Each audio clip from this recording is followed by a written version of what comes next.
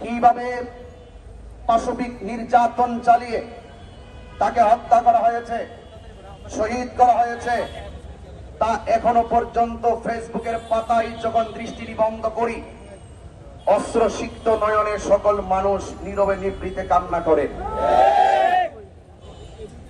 সাধারণ জনতার হৃদয়ে যদি এই অস্ত্র যুগলের পানি দেখে এত বিগলিত হয়, না জানি তার বিধবা স্ত্রী কেমন কান্না বিচলিত কণ্ঠে রাত দিন পার করে, না জানি তার সন্তান কিভাবে দিন রাত পার করে।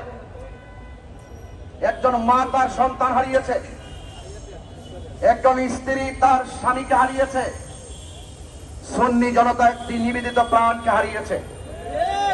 আমরা এই চিত্র দেখে আর বরদাস্ত করতে পারি নাই। আমরা বিগত 1 বছর হয়ে গেল প্রশাসনের কাছে আমরা অপরাধীদের শাস্তি দাবি করেছি। প্রশাসন মামলাটা নিতে অনেক দেরি করেছে।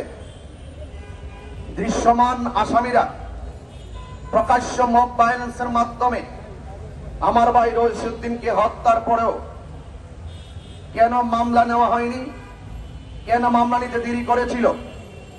মামলা নেওয়ার পরে দীর্ঘ 1 বছর হয়ে গেল, আমার ভাই কবরে চলে গিয়েছে, কিন্তু আসামিরা দিব্যি ঘুরে বেড়াচ্ছে।